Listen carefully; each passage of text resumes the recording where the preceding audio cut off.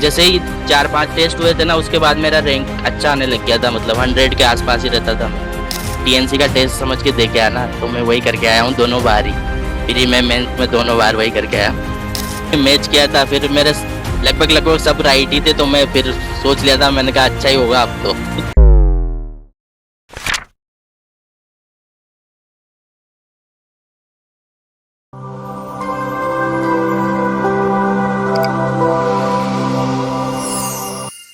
नमस्कार, एक बार फिर से आप सभी साथियों का हार्दिक स्वागत अभिनंदन टीएनसी के इस ऑनलाइन प्लेटफॉर्म में। माई सेल्फ बोजाज बलाया, assistant nursing superintendent AIIMS Patna. एक बार फिर से आप सभी साथियों का हार्दिक स्वागत और अभिनंदन करता हूं।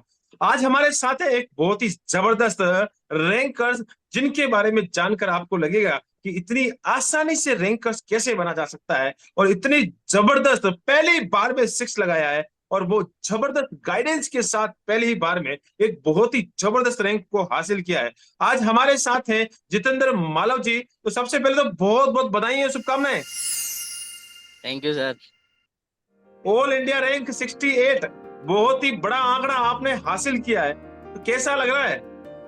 सर बहुत अच्छा लग रहा है सर, बहुत सब घर पे बहुत खुश है, बहुत अच्छा पूरे है सर, परिवार में खुशी मजा आ की रहा है लहर है। सर। बिल्कुल बिल्कुल, और बिल्कुल बनती भी है। इतनी अच्छा आंकड़ा, एक बहुत ही जबरदस्त आंकड़ा जो आपने हासिल किया है, और इस आंकड़े को पाना हर किसी के बस की बात नहीं है।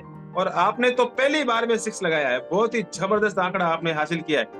आज हम आपसे बहुत सारी चीजें पूछेंगे कि इतना जबरदस्त आंकड़ा कैसे हासिल कर लिया, और इतने कम समय में आपने जो आंकड़ा हासिल किया उसके बारे में जांच करेंगे, और कैसे कैसे मेहनत की उसके बारे में भी बात करेंगे। तो सबसे पहले आज इस इंट्रोडक्शन की शुरुआत कर रहे हैं, और इस इंट्रोडक्शन की शुरुआत आपके अपने इंट्रोडक्शन से। सर मेरा नाम जितेंद्र मालव है, और मैंने नर्सिंग यहाँ कोटा से की है, सुधा कॉलेज ऑफ नर्सिंग से। ये अभी मैं इसी साल का पास आउट हूँ, 2023 का। रजिस्ट्रेशन नंबर 7 अगस्त का है मेरा। ओके, 7 अगस्त 2023 को आपका रजिस्ट्रेशन आया है, और अगर बात करें तो अक्टूबर में आपका टॉप रैंकर्स वाले समाचार आ गए।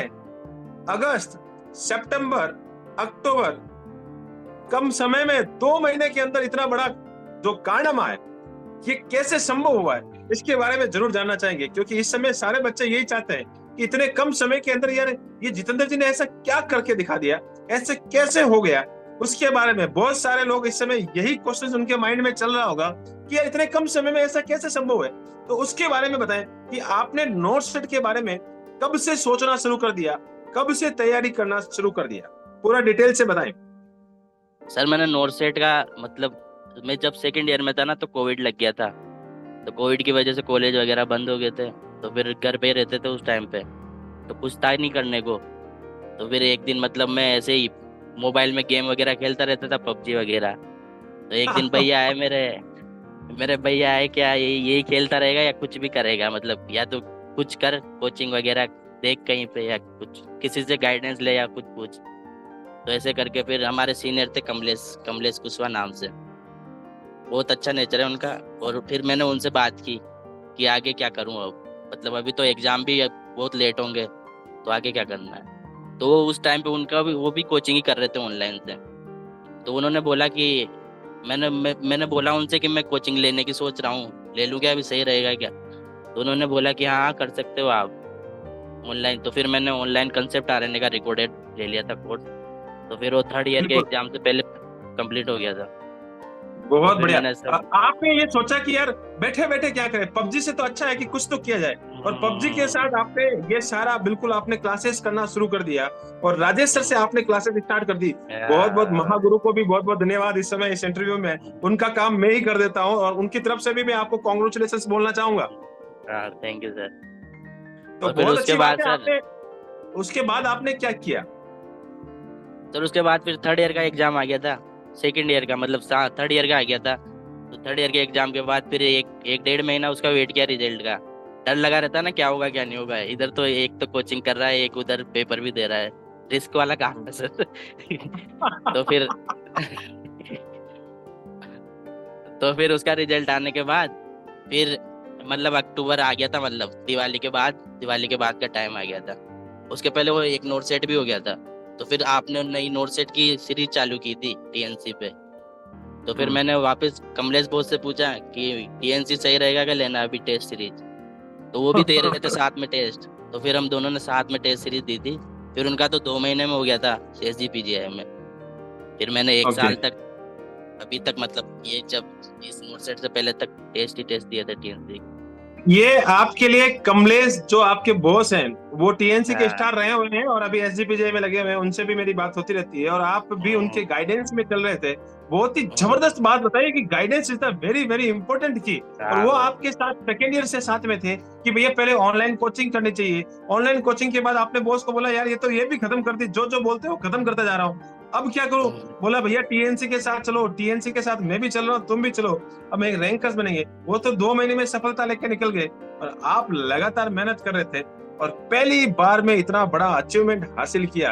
बहुत बहुत धन्यवाद और बहुत ही जबरदस्त आंकड़ा हासिल किया। लगातार जब आप टीएनसी के एग्जाम दे रहे थे तो पहला एग्जाम जब टीएनसी का आपने दिया, कौन सी रैंक आई, कुछ आइडिया? सर पहला एग्जाम में तो मेरा 44% बना था। तो रैंक थी ओके, 1500 के आसपास थी, 1500 के आसपास। 44% और 1500 के करीब रैंक आई, तो हताशा तो नहीं हुई ना कि कोई बात नहीं, अब तो नहीं शुरुआत नहीं है? नहीं नहीं नहीं नहीं, ऐसा कुछ नहीं ओके, हुआ। क्योंकि तो टेंशन नहीं है ना, सबसे बड़ी बात है टेंशन है ही नहीं। हाँ। क्योंकि अभी तो क्या टेंशन है, अभी तो फोर्थ रजिस्ट्रेशन आना बाकी है, सबसे बड़ी बात तो। अरे 1500 आए या 2000 आए भी तो भी चिंता नहीं है, क्योंकि चिंता उस समय नहीं सताती है। चिंता एक साल बाद जब रजिस्ट्रेशन हाथ में होता है, तब सिलेक्शन नहीं होता है, तब चिंता आती है। चिंता तो थी नहीं आपको कि भैया टेंशन तो है नहीं, आएगी जो देख लेंगे। हाँ। और रोजाना आप चल रहे थे, तो रोजाना जब एग्जाम दे रहे थे तो कभी ऐसा नहीं लगा कि यार ये इतनी जल्दी तैयारी नहीं करते, थोड़ा रजिस्ट्रेशन आने देते हैं उसके बाद करेंगे? नहीं नहीं सर, मेरे मतलब शुरू में टेस्ट चालू किए थे ना, तो मतलब जैसे ही 4-5 टेस्ट हुए थे ना, उसके बाद मेरा रैंक अच्छा आने लग गया था। मतलब 100 के आसपास ही रहता था मैं। मतलब जितने भी टेस्ट दिया ना, सब में मेरी रैंक 100 के नीचे ही है। फिर लास्ट में तो ओके, मैं टॉप 30 में भी आता था।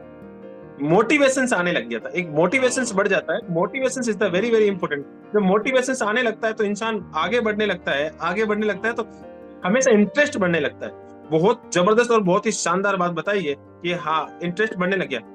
टीएनसी के अंदर सबसे बेस्ट रैंक कौन सी आई है?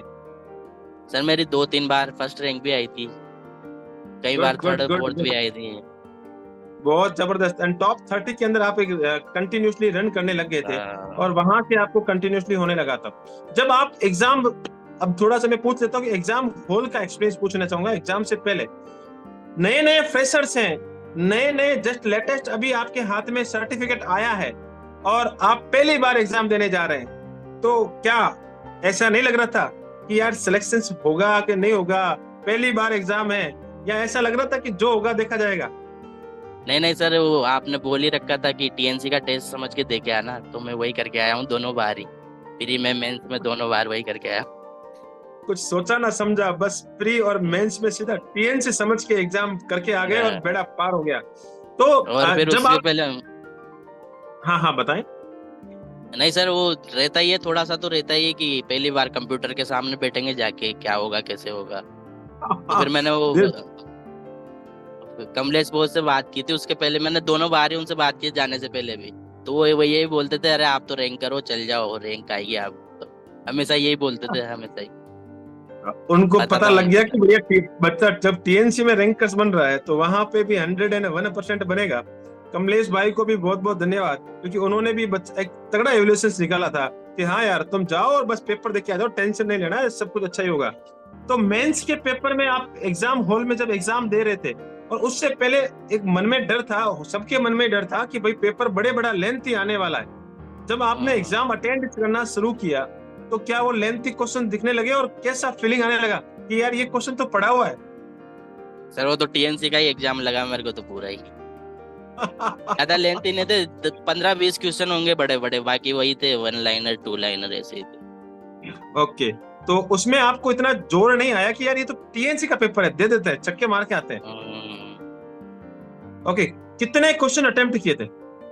सर मैंने 90 क्वेश्चन किए थे। ओके, 90 क्वेश्चन आपने अटेम्प्ट किए थे, कितने क्वेश्चन गलत हो गए? 18 गलत हो गया। 18 क्वेश्चन गलत हो गए।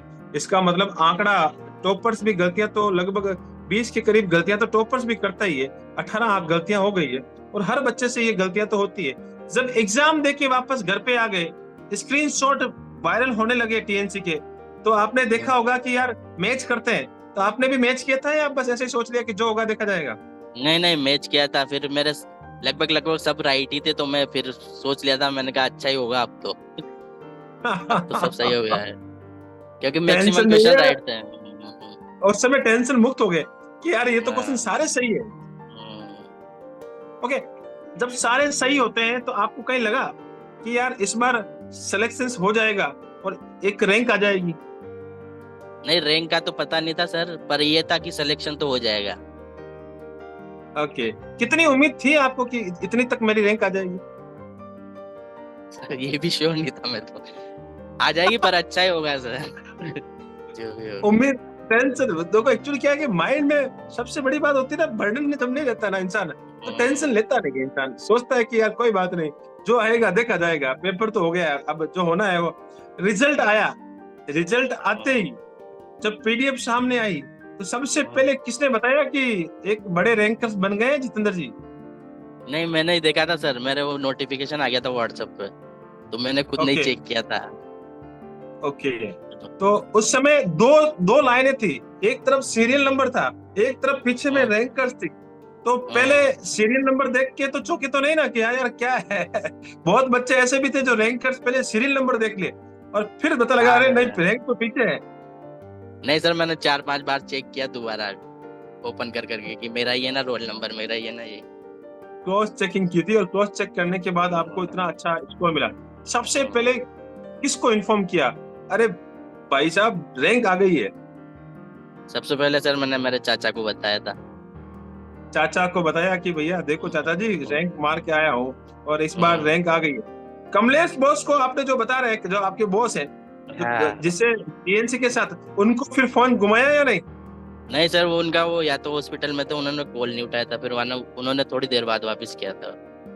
उनको बताया कि बॉस जो आपने बताया था वो आपकी बार सफल हो गया है? चलो, बहुत ही अच्छी बात है और बहुत ही जबरदस्त बात बताई। पहले आपने बताया कि टीएनसी के साथ आप लगातार टेस्ट दे रहे थे, लगातार आगे बढ़ रहे थे और कंटिन्यूसली आपने पहले थ्योरी कंप्लीट किया, 4th ईयर के बाद आपने इस इतनी बड़े अचीवमेंट को हासिल कर लिया। उसके साथ मैं आपसे जानना चाहता हूं कि टॉपर्स जो बच्चे हैं, उनसे बच्चे जानना चाहते हैं कि कौन कौन सी बुक्स को फॉलो करते थे। सर मैंने जैसे ही कोचिंग खत्म हो गई थी तो 4th ईयर में पीआर यादव कर ली थी, दो बार कर ली थी पीआर यादव। फिर उसके बाद जैसे अभी मतलब 4th ईयर के एग्जाम से पहले मैंने सॉन्डर्स भी लगाना शुरू कर दिया था। फिर लास्ट में मौसबी के 1-2 सब्जेक्ट लगाए थे, ज्यादा मौसबी लगाई नहीं, पीआर यादव और सॉन्डर्स ही पढ़े और टीएनसी के टेस्ट रिवाइज किए।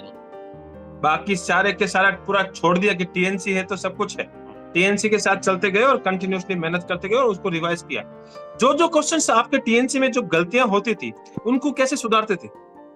नहीं सर, उनका मैंने रजिस्टर बना रखा था, एक मोटा रजिस्टर भर गया था गलतियों से, उसको ही रिवाइज किया फिर एंड टाइम पे बार बार। बड़ा सा मिस्टेक बुक बना लिया आपने और वो मिस्टेक बुक्स आपके लिए बहुत ही मददगार साबित हुई और बहुत ही जबरदस्त हुई। सबसे लास्ट क्वेश्चन से मैं आपसे पूछना चाह रहा हूँ, और ये क्वेश्चन जिस प्रकार से कमलेश ने आपको बताया है कि हाँ जितेंद्र ऐसे ऐसे करना है, वैसे के वैसे आज आप सबके गाइडर बन चुके हैं। अब आपको बच्चे फॉलो करेंगे। इस समय जो 1st ईयर का बच्चा है, 2nd ईयर का बच्चा है, 3rd ईयर का है और 4th ईयर का बच्चा है, वो इस समय आपको देख रहा है कि यार ये जो मालव सर है, जो इन्होंने बहुत ही बड़ा जबरदस्त काम किया है, ऐसे के ऐसे हमें भी एक बहुत ही अच्छी रैंक मारनी है। तो उन बच्चों के लिए आप क्या सजेशन देना चाहेंगे कि वो इस समय 1st year, 2nd year, 3rd year, 4th year में, तो उनके लिए आप क्या रामबाण देना चाहेंगे? सर उनके लिए यही सजेशन है कि अगर चाहे तो कर सकते हैं दोनों एक साथ, ऐसा कुछ नहीं है कि नर्सिंग ही करो या कोचिंग करो, दोनों हो सकती है एक साथ, बस पढ़ने वाला होना चाहिए। 2nd ईयर से थोड़ा थोड़ा पढ़ोगे तब भी 3rd ईयर में कोचिंग कंप्लीट हो जाएगी और 4th ईयर से फिर रिवीजन स्टार्ट कर दोगे तो आराम से 1st अटेम्प्ट में निकल जाएगा एग्जाम। बहुत ही कम समय में आपने बहुत ही शानदार बात कि सब कुछ संभव है अगर आपकी सोच पॉजिटिव है, तो 101% आप कर सकते हैं। 2nd ईयर के साथ आप कंटिन्यूसली क्लासेस करना शुरू कर दे, 3rd ईयर तक आप अपने पूरे नोट्स बना ले, 3rd ईयर के बाद आप ज्यादा से ज्यादा मैक्सिमम से मैक्सिमम क्वेश्चन प्रैक्टिस करेंगे तो रैंकर्स 101% बनेंगे। बहुत ही जबरदस्त बात और बहुत ही शानदार बात बताई है, उसके लिए बहुत बहुत धन्यवाद। इस इंटरव्यू सेशंस को आपने अटेंड किया, अपने एक्सपीरियंस हमारे साथ साझा किए और जितने भी बच्चे हैं सभी के साथ अपने एक्सपीरियंस बताए, उसके लिए बहुत बहुत धन्यवाद। आप हमेशा ऐसे ही अपना नाम, अपने माता पिता का नाम, जिस धरती से आते हैं उस धरती का नाम, साथ ही साथ आपके जो सीनियर हैं जिन्होंने आपको गाइड किया है उनका नाम, और साथ ही साथ जहां से आपने अपनी कंप्लीट कोर्स किया है उनका नाम, साथ ही साथ टीएनसी का नाम हमेशा रोशन करते रहे। जय हिंद, जय भारत, वंदे मातरम। Thank you so much.